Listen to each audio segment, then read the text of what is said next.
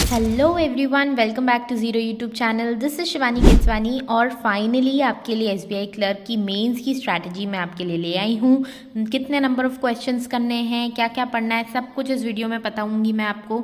और ये इम्पॉर्टेंट चीज़ कि मैंने अपने फर्स्ट अटेम्प्ट में 112 नंबर आउट ऑफ 200 कैसे स्कोर किया था। आपको पता है कि अगर आप एसबीआई क्लर्क की प्रीवियस ईयर की कट ऑफ्स देखोगे तो 80 से 90 जाती है किसी भी स्टेट की, बट 112 मैंने स्कोर किया था और ये एक बहुत बढ़िया स्कोर है। मैंने कैसे किया, मैंने क्या क्या पढ़ा था, कितने घंटे पढ़ाई की, सब कुछ मैं इस वीडियो में आपको बताने वाली हूँ। So let's get started without any further delay. तो सबसे पहले देखो, हम लोग सबसे पहले बात करेंगे कि अभी हमारे पास टाइम कितना बचा हुआ है। 35 दिन हमारे पास बचे हैं और 35 दिन में हमें दो चीज़ें करनी है। एक तो हमें प्रैक्टिस करनी है और एक हमें मॉक्स लगाना है। 35 दिन है आपके पास, आपको टोटल 10 मॉक्स लगाने हैं।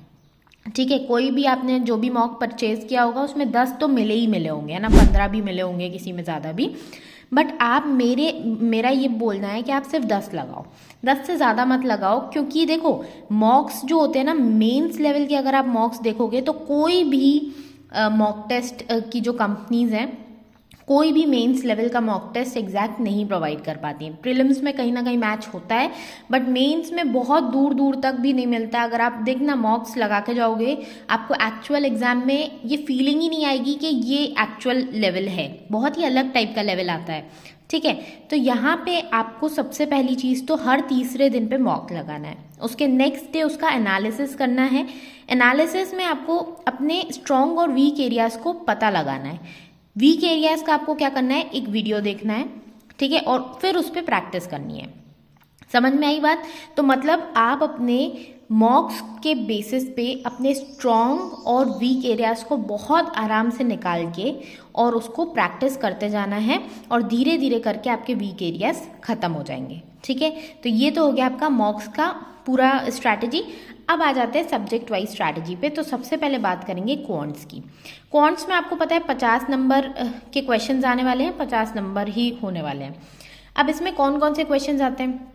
तो एक तो क्वाड्रेटिक इक्वेशन के 2-3 क्वेश्चंस मिल जाएंगे आपको। मिसिंग रॉन्ग नंबर सीरीज में से 2-3 क्वेश्चंस मिल जाएंगे। तो ये जो क्वेश्चंस होते हैं, ये क्वेश्चंस डुएबल होते हैं। तो सबसे पहले आपको 10-10 क्वेश्चंस डेली के मॉडरेट लेवल के, इजी वाले नहीं, प्रीलिम्स वाले लेवल के नहीं कर लेना, मॉडरेट लेवल के क्वेश्चंस को सॉल्व करना है। फिर आ जाता है आपका अर्थमेटिक। तो ये क्वेश्चंस की प्रैक्टिस कहाँ से करोगे? तो कोई भी ऐप डाउनलोड कर लेना, डेली के मेंस लेवल के क्वेश्चंस क्विजेस आते रहते फ्री में, वो कर सकते हो। या फिर सेक्शनल मॉक्स, टॉपिक वाइज मॉक्स आपके होंगे तो वो आप वहाँ से कर सकते हो। या फिर यूट्यूब के वीडियोस से भी आप ये क्वेश्चन सॉल्व कर सकते हो। ठीक है, यूट्यूब के वीडियोस का जो सोर्स रहता है सबसे अच्छा रहता है, क्योंकि वहाँ के जो क्वेश्चंस होते हैं वो एकदम लेटेस्ट होते हैं। ठीक है, इसके बाद बात करते हैं अर्थमेटिक की। तो अर्थमेटिक का सबसे पहले तो आपको रिविजन कर लेना है। कोई भी बचा हुआ अर्थमेटिक का टॉपिक है तो विद इन 15 डेज, मतलब 35 डेज में से 15 डेज निकाल के जल्दी से उन टॉपिक्स को कंप्लीट कर लो। उसके बाद आपको 20 दिन सिर्फ प्रैक्टिस करनी है। तो रिविजन कर लो आप इस तरीके से। डेली के 30 से 50 क्वेश्चंस आपको लगाने हैं। ठीक है, आपको पता है वहाँ पे 12 से 15 क्वेश्चंस आएंगे मेंस में अर्थमेटिक के, तो 30 से 50 क्वेश्चंस आपको डेली के लगाने हैं। ऑफकोर्स मॉडरेट या फिर उससे ज़्यादा हाई लेवल के भी आप लगाओ, क्योंकि जब मैंने एग्ज़ाम दिया था तो मुझे याद है कि क्वांट्स जो थी वो टफ आई थी। तो क्वांट्स हमेशा थोड़ा सा लेवल हार्ड ही होता है उसका, तो आप मॉडरेट से हार्ड लेवल के क्वेश्चंस प्रैक्टिस करो। उसके बाद आ जाती है डीआई, मोस्ट इम्पॉर्टेंट। अब डीआई में भी अर्थमेटिक बेस्ड डीआई ही आपकी ज़्यादातर मिलेगी आपको, क्योंकि आपका मेंस का एग्जाम है। तो 3 सेट्स आपको लगाने हैं। जब मैंने प्रिपरेशन स्ट्रैटेजी दी थी प्रीलिम्स के टाइम पे, तो मैंने बोला था आपको कि डेली के एक दो क्वेश्चंस मेंस के लगाते रहो। तो आई होप आपकी इतनी प्रैक्टिस है। अब आपको 3 सेट्स लगाने ऑब्वियसली, क्योंकि अब आपकी मेंस लेवल की प्रिपरेशन होगी। ठीक है, अब इसमें ना 3 सेट्स लगाओगे तो तीनों सेम क्वेश्चन सेम टॉपिक के नहीं होने चाहिए और सेम टाइप का भी नहीं होना चाहिए। टाइप्स जैसे कि आपकी फनल डीआई हो गई, line DI, bar graph, caselet, तो तीनों अलग टाइप की होनी चाहिए और तीनों अलग चैप्टर्स की होनी चाहिए। ठीक है, अब डेली प्रैक्टिस आपको 3 घंटे करनी है। मैंने 4 लिख दिया था, मैं भूल गई थी कि भाई आपका जनरल अवेयरनेस भी है। तो 3 घंटे आपको इसमें देने हैं, 3 घंटे के अंदर अंदर ये पूरा कंप्लीट करना है। अगर 3 घंटे से ज़्यादा लग रहा है तो थोड़े थोड़े क्वेश्चंस आप रिड्यूस कर दोगे तो आपका पूरा हो जाएगा। अब आ जाते हैं जनरल अवेयरनेस पे। तो जनरल अवेयरनेस का सबसे जो मोस्ट इम्पॉर्टेंट टॉपिक है वो है बैंकिंग अवेयरनेस। सबसे ज़्यादा क्वेश्चंस आपको यहीं से मिलेंगे। मेरे टाइम पे भी बैंकिंग अवेयरनेस से सबसे ज़्यादा क्वेश्चंस आए थे और उसके बाद जितने भी एग्जाम्स हुए हैं सबसे ज़्यादा क्वेश्चंस आपके बैंक एग्जाम में बैंकिंग अवेयरनेस से ही पूछे जाते हैं। इसमें भी आरबीआई इन न्यूज़, आरबीआई कौन सा सर्कुलर लेके आई, कौन सा नोटिफिकेशन आया, कौन सी नई अपडेट दी आरबीआई ने, और एसबीआई, क्योंकि आपका एग्जाम है एसबीआई का तो एसबीआई इन न्यूज़ आपको बहुत अच्छे से, इस पे ज़्यादा वेटेज होने वाला एग्जामिनर का, तो आपको भी ज़्यादा इसका प्रिपरेशन करनी है। ओके, अब आपको पढ़ना कब से कब तक का है, तो अक्टूबर से अप्रैल 5 तक 6 मंथ्स का कवर कर लो। पहले स्टार्ट करोगे पीछे से, मतलब सबसे पहले फरवरी का करोगे, फिर जनवरी का करोगे, तब तक आपका मार्च कंप्लीट हो जाएगा। ठीक है, इस तरीके से आपको पीछे जाना है। ओके, फिर आपको नेशनल स्कीम्स करनी है। जो आपकी स्टेट वाइज जो स्कीम्स होती है ना, उस पर इतना फोकस नहीं करना है, वो आपका मिसलिनियस में आएगा। नेशनल वाली ज़्यादा इंपॉर्टेंट है। नेशनल कोई भी स्कीम आ गई, अब लाडली लक्ष्मी योजना हो गई तो ये स्टेट वाइज हो गई। नेशनल स्कीम्स हमारे लिए ज़्यादा इंपॉर्टेंट हैं, जैसे कि प्रधानमंत्री जन आरोग्य योजना, उससे रिलेटेड कोई भी अपडेट आई है तो वो स्कीम इंपॉर्टेंट बन जाती है। स्कीम से क्वेश्चंस आते ही आते हैं, तो स्कीम्स को आपको नहीं छोड़ना है। पढ़ोगे कहाँ से, तो आपको कहीं से भी पढ़ सकते हो, या तो आपका जो अड्डा का है, हिंदू करके एक आता है कंपाइलेशन, ठीक है, फिर आपका अफेयर्स क्लाउड का है, ठीक है, फिर आपका बहुत सारे और भी इंस्टीट्यूशंस हैं जो प्रोवाइड करते हैं। ये फ्री है, ये पेड है, और इसको भी फ्री में चाहिए तो आप टेलीग्राम पे सर्च कर सकते हो, बहुत सारे मिल जाते हैं। ठीक है, तो यहाँ से आप थ्योरी पढ़ोगे और क्विजेस आपको लगा के देने, बहुत सारे क्विजेस आपको देने हैं।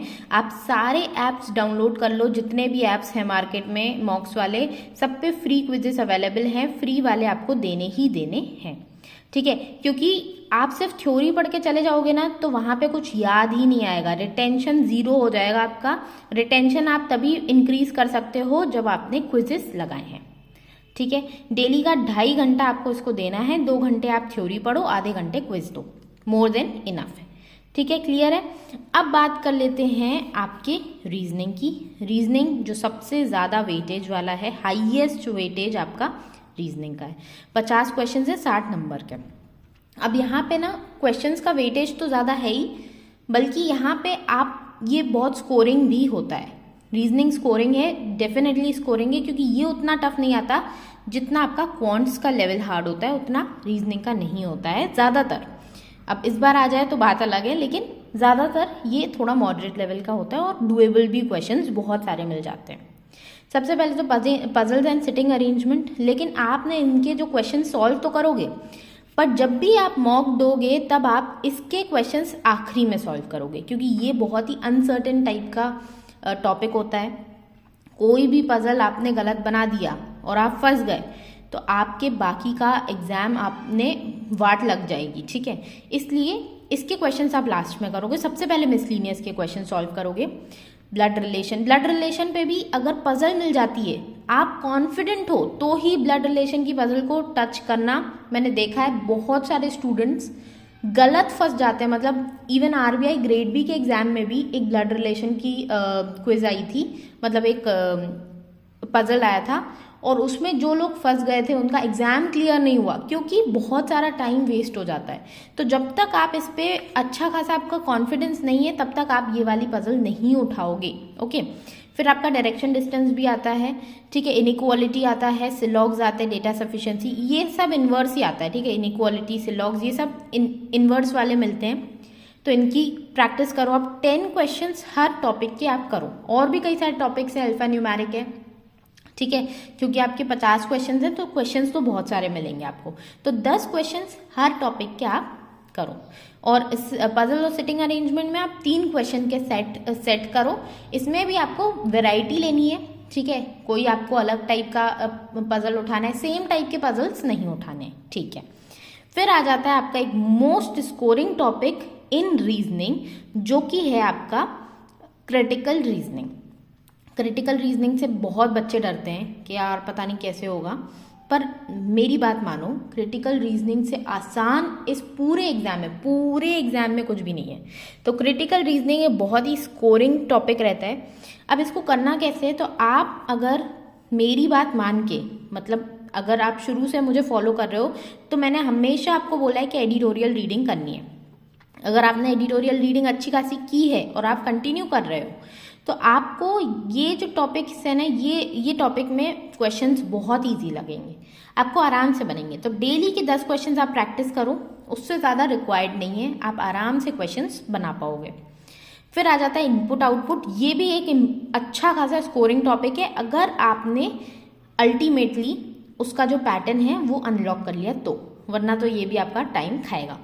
तो इसमें आपको क्या करना है, पैटर्न अनलॉक करना है। ठीक है, पैटर्न अनलॉक करना है तो वो तभी अनलॉक होगा जब ज़्यादा से ज़्यादा डेली प्रैक्टिस करोगे, तभी आपके माइंड में पैटर्न्स बनेंगे कि हाँ ये पैटर्न हो सकता है, ये हो सकता है। ठीक है, तो इसमें आप 5 सेट्स डेली के करोगे। ठीक है, 3 घंटे आपको रीजनिंग को भी देने हैं। अब लास्ट आ जाता है आपका इंग्लिश। इंग्लिश में आपको क्या करना है, इंग्लिश में आपको डेली के 2 से 3 लॉन्ग एडिटोरियल्स करने हैं। लॉन्ग एडिटोरियल्स मतलब वो जो न्यूज़पेपर में एकदम सेंटर वाले होते हैं ना, ये साइड वाले नहीं, ये तो प्रीलिम्स वाले हो गए, ये सेंटर वाले, ये जो होते हैं ना, यही सोर्स है एग्जामिनर का। अगर आप देखोगे ना किसी न्यूज़पेपर के एडिटोरियल्स का ही पैसेज मिलेगा आपको, चाहे आप प्रीलिम्स में देखो चाहे मेंस में देखो। तो आपको लॉन्ग एडिटोरियल्स पढ़ने, चाहे आप कोई भी न्यूज़पेपर पढ़ सकते हो, इंडियन एक्सप्रेस, द हिंदू, जो पढ़ना है वो पढ़ो आप, कोई दिक्कत नहीं है। क्योंकि ये जो इंग्लिश वाला पोर्शन है ना, ये आपका मॉडरेट से थोड़ा सा कम लेवल का ही होता है एसबीआई क्लर्क में। ठीक है, फिर उसके बाद अब आपने रीडिंग तो कर ली, अप्लाई भी करना है, तो क्वेश्चंस प्रैक्टिस करोगे आप टॉपिक वाइज। ठीक है, अब जो क्वेश्चंस आपको इंपॉर्टेंट, मतलब प्रायोरिटी पे सॉल्व करने, वो है सेंटेंस कंप्लीशन, क्योंकि इसके क्वेश्चंस आते हैं। ऑड वन आउट, मतलब कौन सा स्टेटमेंट इस मतलब अलग है। ठीक है, एक थीम है, ठीक है, उस थीम से अलग कौन सा स्टेटमेंट जा रहा है, तो वो ऑड वन आउट हो गया। पैराजम्बल्स हो गए, पैराजम्बल्स भी एक टफ टॉपिक है। तो ये जो टफ वाले टॉपिक्स हैं उनको प्रायोरिटी देके बाकी जितने भी टॉपिक्स हैं, आपके आरसीज तो आपको करने ही अल्टीमेटली। ठीक है, फिर आपके एरर्स के क्वेश्चंस हो गए, आपके और भी जितने भी टाइप के क्वेश्चंस हो गए, सबके क्वेश्चंस आपको सॉल्व करने टॉपिक वाइज। अभी आप स्टार्टिंग के कुछ दिन में टॉपिक वाइज करो, फिर उसके बाद आपको मिक्स्ड स्टार्ट कर देने हैं, मिक्स्ड क्वेश्चन सॉल्व करोगे। ठीक है, बाकी मिक्स्ड आपके मॉक्स में भी सॉल्व हो ही रहे हैं, मॉक्स आप दे ही रहे हो। ठीक है, इसको आपको 1.5 घंटा देना है। तो टोटल जो आपका प्लान बनता है वो है 10 आवर्स का। 10 आवर्स का प्लान मैंने बताया, जो वर्किंग है वो थोड़ा सा कम पड़ेंगे, ऑब्वियसली हर एक सब्जेक्ट में से कटौती करेंगे। बाकी कोशिश यही कीजिए, अगर आप वर्किंग भी हैं तो कुछ छुट्टियां आपको लेनी पड़ेंगी लास्ट के कुछ दिनों में, जिससे कि आपकी पढ़ाई बिल्कुल भी कॉम्प्रोमाइज़ ना हो। तो ये 10 दिन का प्लान अगर आपने फॉलो कर लिया, आप इसका स्क्रीनशॉट ले सकते हो, ये फॉलो कर लिया आपने, तो आप आराम से मेरे जैसा स्कोर कर सकते हो, इवन मुझसे ज़्यादा भी स्कोर कर सकते हो। कई सारे बच्चों के मेरे पास मैसेजेस आ चुके हैं जिन्होंने last year SBI clerk clear किया था, तो उनका यही कहना था कि मैम हमने आपकी एक एक बात सुनी और एक एक बात को फॉलो किया और हमारा एग्ज़ाम निकला है। तो जो एग्ज़ाम अगर आपको निकालना है तो आपको सारी चीज़ें फॉलो करनी पड़ेंगी। बिल्कुल भी इसको इम्पॉसिबल टास्क मत समझो, क्योंकि ये सारी चीज़ें करने के बाद ही आप मेंस में जाके बैठ पाओगे और उस एग्ज़ाम को देख पाओगे, क्योंकि इस एग्ज़ाम को सॉल्व करना भी अपने में एक बड़ी बात होती है। मेंस आपका अच्छा खासा टाइम लेता है, ठीक है, ज़्यादा टाइम तक आपको बैठना पड़ता है। तो ये सारी जो सिटिंग हैबिट्स हैं वो आपको अभी से डेवलप करनी पड़ेंगी। इसलिए मैंने आपको कहा कि 10 मॉक्स दो ही दो। अब मॉक्स भले ही उस लेवल के नहीं मिलेंगे, लेकिन मॉक्स देना इसीलिए इम्पॉर्टेंट है जिससे कि आपका एक वो बन जाए, एक रूटीन बन जाए कि हाँ मैं बैठ पा रहा हूँ। ठीक है, और कोशिश करो मॉक्स भी आप उसी टाइम पे दो जिस टाइम पे आपका एक्चुअल एग्जाम होगा। तो यही था पूरा स्ट्रैटेजी वीडियो। आई होप आपको सब कुछ समझ में आ गया होगा। अगर नहीं आया है, कुछ भी दिक्कत आ रही, किसी भी टॉपिक में भी दिक्कत आ रही है, तो मुझे कमेंट सेक्शन में बताओ, मैं आपकी हेल्प करने की पूरी कोशिश करूंगी। बाकी मिलते हैं नेक्स्ट वीडियो में, तब तक के लिए टेक केयर, बाय बाय।